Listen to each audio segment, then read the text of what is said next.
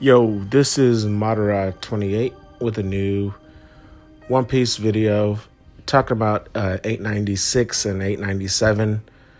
The the end of the Luffy versus Katakuri fight, and then everything that kind of happened in 897.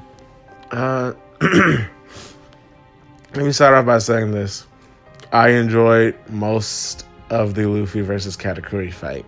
As I said in my last video before 896 came out, I recorded that before 896 came out. And Luffy won the fight, which again is good, is great for his character. But the problem inside of there, though, is that, okay, again, Luffy got beat up for 90% of the fight. And in the last two chapters, he pulls out Snake Man. And then King Cobra, we don't even get to see how the hit landed. Now, I know we get to see the Haki Black Lightning clash and everything like that. I believe Katakuri hit Luffy on the top of the head. That's why the top of his head is bleeding. And I believe Luffy hit Katakuri in his abdomen. And number two reason why I believe Katakuri hit Luffy, because the floor beneath Luffy cracked open. So otherwise, it kind of makes no sense if he didn't hit him. I know people say, well, Luffy didn't stick to Katakuri like he did previous chapters. Katakuri's mochi stickiness has been iffy throughout the whole Cake Island. When he first used it on Luffy, he hit him with black Haki on it, and it stuck Luffy immediately. Then during their fight, at times, it wouldn't stick Luffy at all. Sometimes it would, sometimes it wouldn't. So that's been iffy. That's been neither here nor there. But I do understand the plight people have when they say that they wanted to see the end of the clash. Because let's say this was like Luffy versus Doffy. The end of the chapter, Luffy's like, I'm going to end this in one blow. Then we get to the beginning of, I think it was 792 or 793 when Luffy won. And then we don't even get to see, not Katakuri, we don't even get to see Doffy hit the ground or get hit by King Konga. We just see Doffy in between the in the port area of Just Rosa laid out and his shades broken. And we're like, what? Luffy won? We're like, what even happened? You know? So I understand that complaint. Again, I never thought the fight was Rob Lucci versus Luffy level at all. I'm totally with Dustin on that point. That I never thought it was. I don't even think it's better than Zoro versus Daz Bones. Honestly, I thought it was a decent fight. I thought it was a really good fight. But is it a great One Piece fight? No. The exchange in 895, probably top 5 in the series. Yes, the exchange Luffy and Katakuri had, the back and forth, dope. But the problem that we as readers have is that, okay, again, I said this earlier, if Luffy knew he had Snake Man, and Luffy knows going against observation Haki users how to get around their Haki. One is, again, he used Gomu Gomu no Baka mode, which he turned his brain off. And Inaru couldn't read him. Then he realized that he could bounce his punches off the wall because Inaru was reading the intent of his punches. When he did that, Inaru got hit. And again, Boa Hancock's sister, I think it's Sandersonia or Sandersonia. I forget how you say it. But he realized that his regular mode wasn't good enough for her, so he had to go gear second, which was faster. So he was able to hit her. He was able to get around her observation Haki. And I understand how mangaka feel that they need to keep their characters grounded, you know. But at the same time, Luffy's in a life or death fight. If he doesn't win this fight, he dies. So how can you forget that you have a gear 5th, a speed form? Or even if he doesn't forget, like, that needs to be explained in the SBS. And I hate that we have to wait in the hopes of an SBS to get clarification on, oh, that's right. Was Luffy just remembering Snake Man, or did Luffy already know he was going to go on and use Snake Man? Like, we need clarification on that, because that, to me, is so suspect. It's so suspect. And even Nazem's or Peckham's in that chapter, it just really felt like a slap in the face. It really felt like somebody tried to whip their dick out and stick it in your mouth. I mean, I'm sorry, but it's just like, dude, this is not the time or the place to try to add this comedy bit into here. That's just how I feel, man. Like, I really was not feeling Nasms at all or misstems in the Viz translation. It was just no. Just no. Most of 896 was just everybody preparing. You got to see Raisin again with Oven. You got to see Ewan and them all in town getting ready for Luffy to come out the mirror. So there's not really much to even really talk about besides Smoothie still chasing after Nami and Jinbei and all of them. It was basically after the fight, it was just like a setup for 897. And then 897 comes out. You get a little bit into it of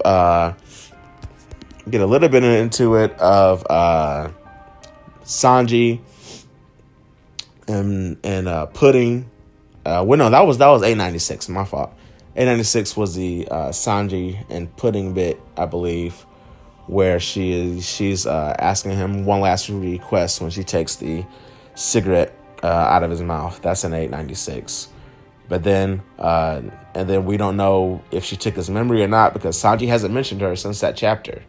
So maybe she did take that memory out of Sanji's head. And then finally, 897 is where we kind of get into Luffy coming out of the mirror with Peckham's. Peckham's tries to go, and everybody knows it's Peckham's one because his disguise, his Mucha Lucha disguise was just trash. I mean, everybody, there's no way you can't mistake him for being anyone but Peckham's. Excuse me, I just got over tonsillitis and I had a fever the other day, so excuse the coughing. But anyway, he tries to go into a Sulong form. He immediately gets bodied by Oven, who uses I think it wasn't overheat, but it was some type of attack where he just punches him after he uses his heat vision on the gun, which a lot of people thought maybe Oven was awakened, but I honestly think that's just a part of his Devil Fruit ability. Oven punched him and he went to the ground. Then Luffy ended up off of his back, and then everybody saw Luffy, and then it's pretty cool. Luffy tries to jump into the air, but Raisin catches him. Is like, it's a disadvantage to jump in the air like that. And then Sanji comes out of nowhere with his classical sneak move and kicks Raisin into a tower, and when Raisin's body hits it, it breaks the top of the tower off. So that's how strong Sanji's kick was when he hit Raisin. So it was pretty dope.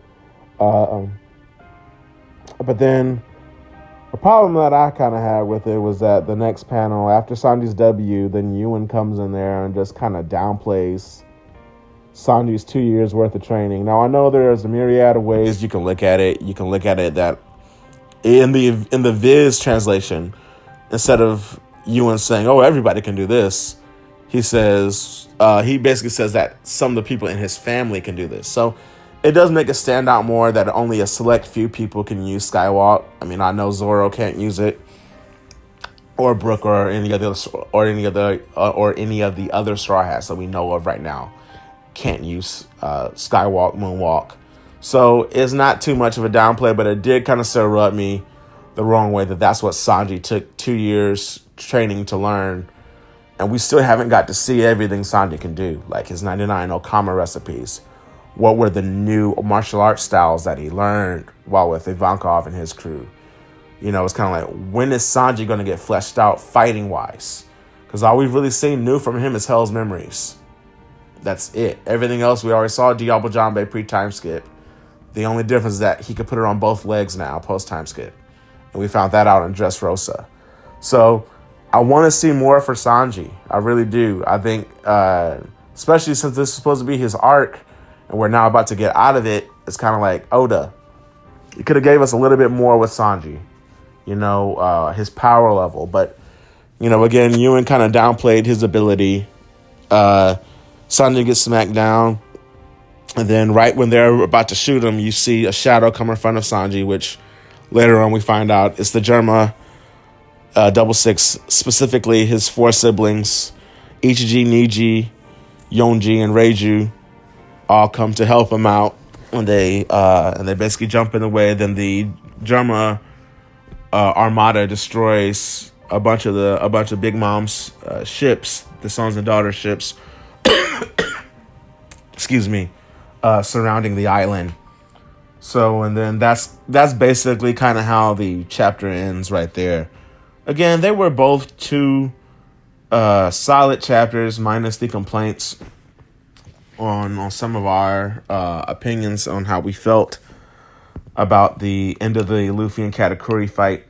Again, I thought it was a good fight. I just really didn't like the ending for it. I thought that Oda could have done a way better job with that.